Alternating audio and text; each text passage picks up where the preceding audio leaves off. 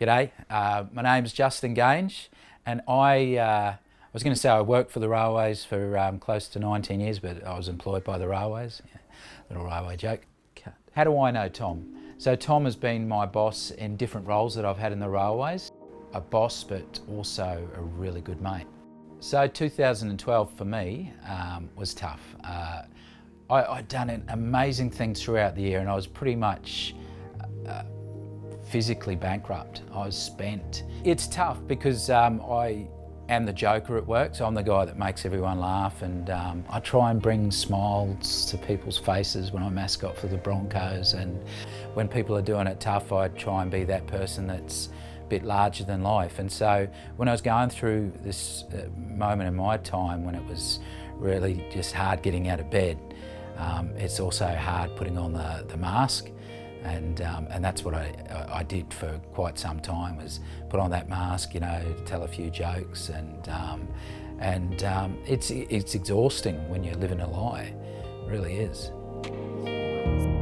Tom reached out to me many times, and I probably wasn't ready to accept it a lot of the times. Like most people, I'd say, yeah, I'm fine, you know, just you know, put on the mask, play the game.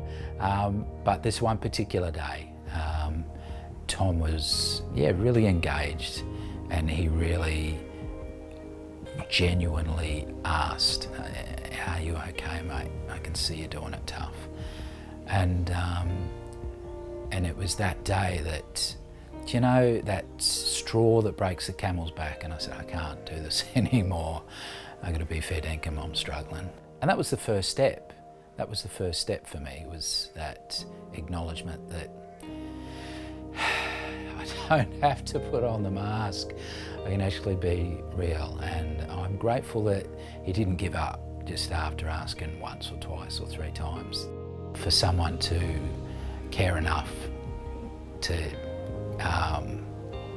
continue to ask the question and be there for you when he was doing it tough as well, because he was under the same pressures that I was. And so, yeah, my relationship with Tom, is family. I guess in terms of the conversation about are you okay, it's not just that one question. That's just one of the steps of, you know, the whole conversation.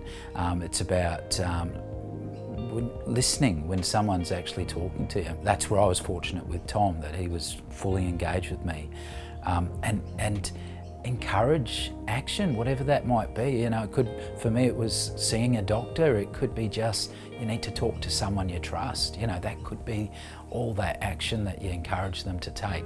Recovery is not a destination, it's a journey. So I think following up with that person after, you know, you've gone through all those other steps is probably the key to this person, you know, getting through what they're getting through, because not every day is going to be, you know, roses. It's okay not to be okay some days. Looking out for your mates and caring for your mates it's one simple conversation. And yeah, you don't have to be a psychologist, you just have to care. You're working along some of the greatest people on the planet that work in the rail industry, and yeah, just let's be real and be there for each other.